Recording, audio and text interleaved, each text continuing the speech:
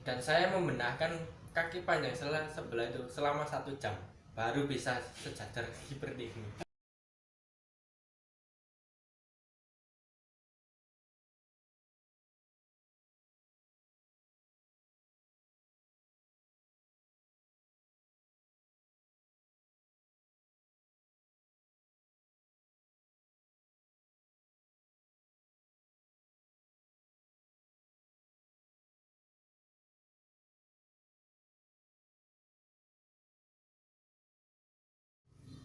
Assalamualaikum warahmatullahi wabarakatuh. Bismillahirrahmanirrahim.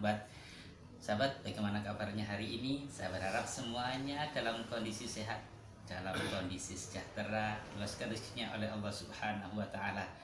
Dan yang terpenting, mudah-mudahan kita semuanya dinaungi keberkahan dan rahmat dari Allah Subhanahu wa taala. Alhamdulillah, hari ini saya sangat bahagia sekali bertemu dengan seorang anak muda yang sangat luar biasa semangat, seorang pastruper terapis PAS yang insya Allah juga sangat handal beliaunya dalam terapi berbagai macam penyakit dengan metode PAS ini. Dah tidak usah terlalu lama, kita berkenalan dengan beliau dulu, kemudian nanti kita ulik pengalaman beliau juga, kenapa sih beliau sampai tertarik untuk mendalami terapi PAS ini. Oke, kita langsung kepada beliaunya.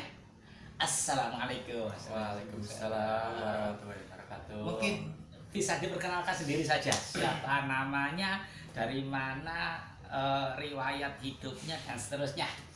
Ya, assalamualaikum warahmatullahi wabarakatuh. Waalaikumsalam warahmatullahi wabarakatuh. Perkenalkan, nama saya Erhas Yazid Bustami, tapi lebih dipanggil ke Mas Yazid. Oke, Mas Yazid ya. Mas Oke, Yazid. ya. Oke, Tempat tinggalnya? saya bertempat tinggal di daerah Jombang, Jawa Timur, sama dengan Ustadz Hasan. Tuh. Dan alasan saya ikut mendalami terapi PAZ ini ya dari kepribadian saya sendiri, karena saya itu juga mempunyai keluhan yang sangat mengganggu sekali. Apa itu? Asma, Mas. Oh, Masya Allah. Iya. Sesak ya, sesak. Iya, sesak Sejak kecil nafas itu? itu sejak umur 10 tahun. Terus. Sejak umur 10 tahun, dan saya sekarang ini umur 23 tahun. Masya Allah. Udah nikah belum ini ya? Belum. Wah, siap. Yang jomblo hati monggo daftar, insya Allah masih terbuka. Lanjut. Oke, saya ikut terapi PAZ ini tuh dari tahun 2021, bulan Oktober kalau nggak salah. Dan itu saya berminat itu karena saya melihat saya sendiri itu saya punya keluhan asma. Dulu saya asma itu seminggu itu bisa 3 kali kalau kambuh. Bagaimana rasanya ketika kambuh gejalanya? Itu rasanya itu Masya Allah, itu saya bergerak pun nggak berani. Kenapa? Karena kalau saya bergerak itu serasa nafas itu berhenti. Jadi kalau gerak sedikit itu harus pelan gitu. Kalau gerak langsung set pingsan. Saya pernah pingsan itu. Keringat dingin gitu berarti? Iya, keringat dingin, keringat panas, itu saya sempat sampai pingsan. Habis itu setelah pingsan saya kalau redanya sesak itu kalau nggak minum obat atau minum jamu itu nggak reda. Atau sering pakai nebulizer gitu? Kalau sampai itu enggak. Dan setelah ikut terapi ya mungkin kalau darurat lah ya, itu mungkin saya minum jamu gitu, itu baru. Tapi setelah ingin mendalami PAS ini, alhamdulillah saya hampir 1 bulan itu kambuh itu mungkin 1-2 kali. Jadi nggak separah dulu, seminggu itu sampai 3 kali. Itu sejak awal ketika mengikuti PAS? Sejak awal mengikuti PAS, dan saya itu ikut PAS berjalan 1 bulan, baru itu saya merasakan efeknya di tubuh saya itu udah terasa. Gitu ya? Ya. Berarti ketika sampean ikut pelatihan PAS itu masih merasa nggak nyaman di dada itu berarti ya? Itu waktu ikut pelatihan itu sempat saya itu sesak nafas. Terus? Sesak saya itu kambuh setelah ikut pelatihan kan ada sesi praktek. Di situ saya diterapi. Di terapi keringat saya itu keluarnya keringat dingin, tapi di badan itu apa ya, kayak terasa segar. Dan nafas itu saya itu udah nggak seberat awal saya berangkat ikut pelatihan. Gitu. Terus ini kata dengar sahabat-sahabat sekalian, dengar beliau ini juga ikut pelatihan pas Al-Qasom maksudnya. Itu juga karena faktor dari orang tua gitu. Bisa ceritakan itu gimana itu? Itu juga dorongan orang tua itu sudah pasti, karena gimana ya, orang tua saya itu sempat sakit, asam lambungnya itu parah, hampir 1 tahun, itu 6 bulannya itu nggak bisa ngapa-ngapain. Jadi berbaring di tempat tidur, badan itu sampai kurus. Ikhtiar kemana-mana tuh progresnya itu nggak kelihatan. Terus habis itu beliau buka-buka sosmed, terus akhirnya ketemulah dengan PAZ ini. Ketemu PAZ, terus beliau menghubungi pas trooper yang lagi keliling Jawa Timur itu. Beliau hubungi, terus akhirnya diundang ke rumah, akhirnya diterapi. Dan di situ beliau merasakan efeknya. Yang awalnya itu dadanya terasa nyeri, akhirnya nyerinya berkurang. Gitulah, dari situlah orang tua mendorong saya untuk mengikuti PAZ ini. Gitu. Terus berarti ketika habis pelatihan itu berarti sampean bisa terapi dong? Iya. Terus makanya kemudian orang tua berarti diterapi sendiri? Iya, terapi sendiri. Ya kalau minimal ada keluhan lah, ada keluhan apa itu coba terapi, ya saya terapi gitu. Terus ini cerita tentang ibu saya yang pasien pertama saya. Nah, gimana? Kayaknya seru ini. Karena biasanya ada beberapa hal yang unik. Kayak saya sendiri ini terus terang, saya ini hampir 3 bulan atau 4 bulan saya itu takut untuk terapi PAZ ini. Karena apa? Setelah ikut pelatihan itu blank. Jadi teori-teori yang diberikan itu udah lupa semuanya gitu. Apalagi waktu memang saya nggak bisa ikut praktek dengan maksimal, karena waktu itu kaki saya itu sakit karena sebelum ikut pelatihan pas itu seringkali kaki saya itu kalau perubahan musim gitu mas, itu pecah-pecah, sehingga waktu itu dan waktu kalau pecah-pecah itu masya Allah sakitnya luar biasa gitu. Untuk jalan itu kudu kuatkan gitu. Dan kebetulan waktu itu ketika waktu pelatihan itu kebetulan pas waktu pecah-pecahnya gitu. Sehingga sakit sehingga ketika terapi ketika praktek pun tidak maksimal gitu. Sehingga waktu itu habis pelatihan saya ada beberapa teman ini yang minta untuk jadikan uji coba. Jadi selain teman juga keluarga inti saya, orang tua, ibu saya terutama, dan ada saudara juga sama seperti itu. Saya uji cobakan terapi ini, alhamdulillah mas. Mereka tambah parah semuanya. Jadi dari situlah masya Allah ya. Akhirnya saya nggak berani untuk melakukan terapi ini, kecuali ini hanya sebagai terapi pendamping saja waktu itu, sampai ikut murojaah. Terus alhamdulillah dari situ mulai sedikit paham, kita praktekkan, alhamdulillah rilis, dan itulah kita mulai semangat. Nah kalau sampean gimana kalau sampean? Nah gini, saya dulu ya juga sama seperti jenengan. Saya itu 2 bulan nggak berani ngapa-ngapain. Terus waktu itu ibu punya riwayat sama seperti saya, sesak nafas. Sesak nafas, dadanya suka nyeri. Meskipun tidak sesak nafas, dadanya nyeri. Terus habis itu setelah nyerinya reda, saya itu belum ngapa-ngapain. Nyerinya reda, beliau lagi haid. Dan haid itu kalau mulas, beliau itu nggak berani bangun sama sekali. Kenapa?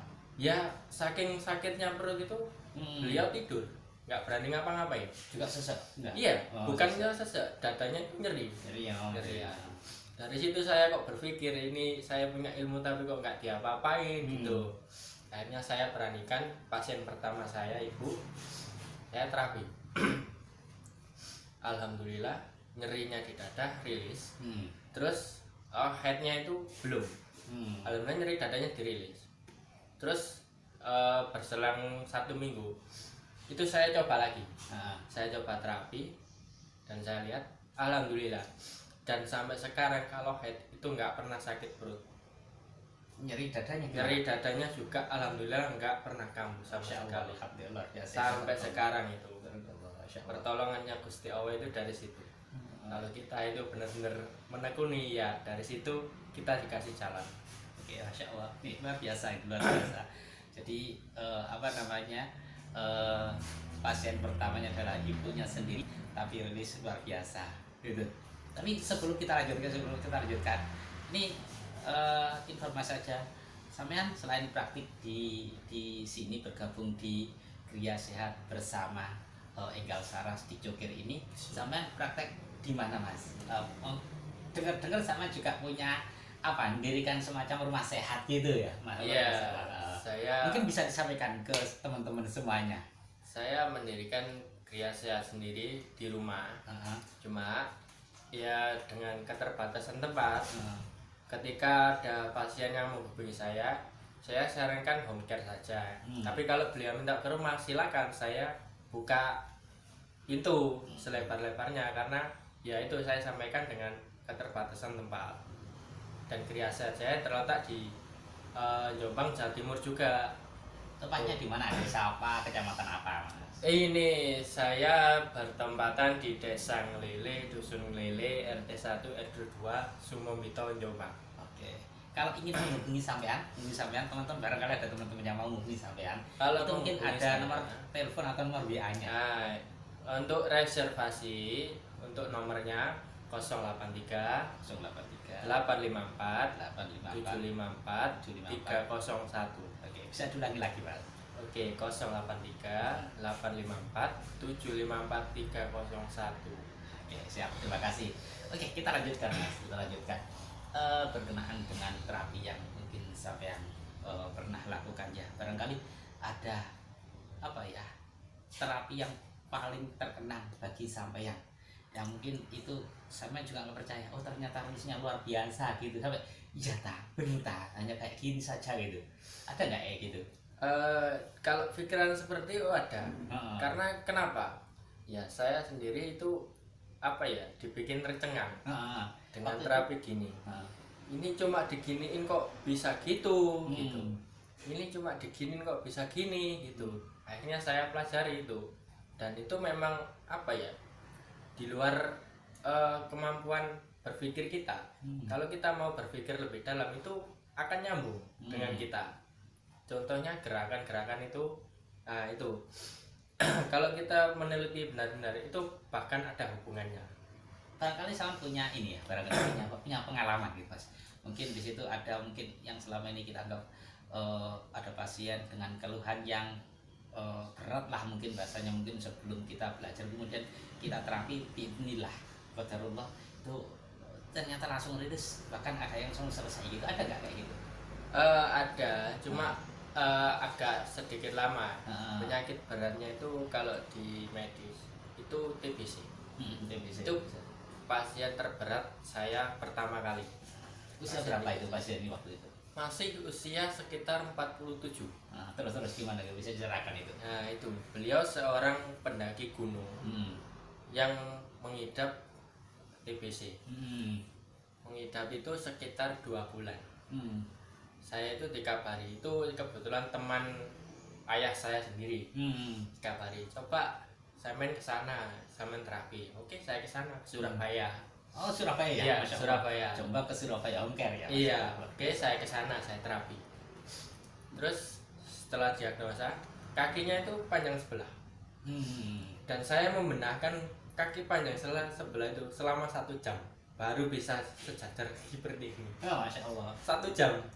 Waktu itu apa namanya, perbedaannya sama berapa senti? Sekitar 7 cm kalau nggak salah itu. Panjang berarti ya? Panjang sekali ya. Iya. Betul. Dan itu disaksikan temannya si pendaki itu tadi. Loh Mas, kok bisa gitu? Langsung selesai gitu ya? Iya. Dalam 1 jam ya? Hanya 1 jam itu selesai terus. Baru saya benahi atasnya. Dan selama beliau itu istiqomah menjalani terapi mandiri Hmm. selama 2 bulan. Ah, 2 bulan menjalani terapi. Sekarang itu beliau sudah naik gunung lagi. Masya Allah, Masya Allah. Setelah 2 bulan naik gunung lagi. Beliau langsung naik gunung lagi. Tidak ini ya, tidak merasa terus waktu itu pernah ada kabar nggak ketika naik gunung? Karena naik gunung kan jelas ininya berbeda ya, apa namanya suhunya gitu kan berbeda kan. Nih, kan di rumah beliau kan tidurnya di atas. Kebetulan kan naik tangga. Beliau kalau naik tangga kan pelan-pelan gitu. Akhirnya itu saya jadikan kesempatan untuk terapi mandiri.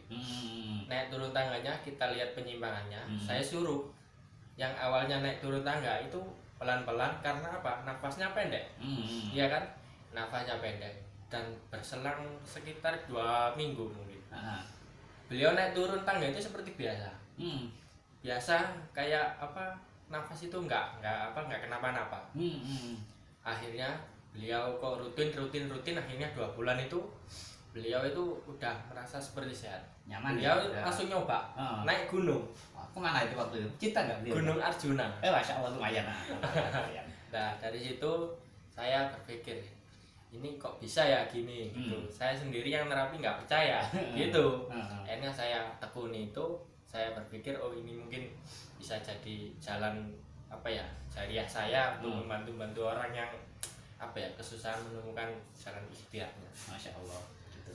Berarti waktu itu ketika apa namanya ketika habis mendaki atau dalam proses mendaki itu beliaunya nggak ada masalah ya, aman saja. Kalau ya, menurut itu pemberitahuan ayah sih udah nggak ada masalah juga. Udah kerja juga sih beliaunya. Gitu. Iya. Itu sudah berapa lama kok dengan terapi itu? Kalau dari sekarang? Kalau dari sekarang mungkin ya setengah tahun mungkin. Setengah tahun ya? Iya, sebelum puasa tahun kemarin loh. Sebelum puasa tahun kemarin. Nah, ini puasa. Ini kan puasa berasa tahun lebih berarti. Iya, mungkin setahun lebihan lah. Tahun lebih.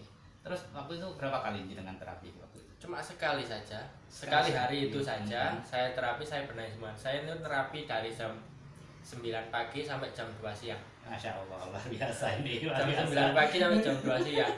Karena apa? Memang saya apa ya? Saya benar-benar teliti soalnya apa? Tempatnya jauh.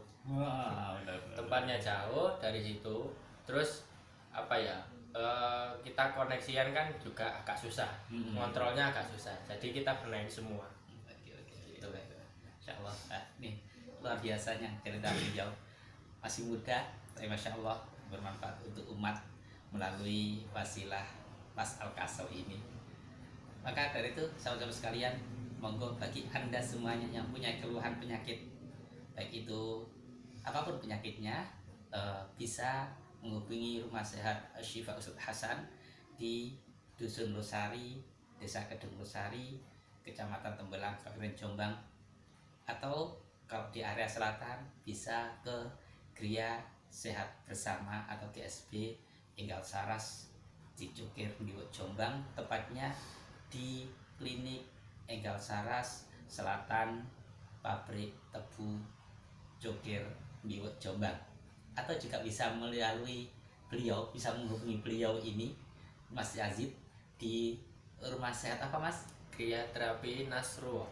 Gria Terapi Nasrullah. Di mana itu? Dusun Nglele, Desa Nglele, Kecamatan Sumembito, Jombang. Nomor HP-nya bisa disebutkan ya, 083 854 754 301. Oke, itu insya Allah.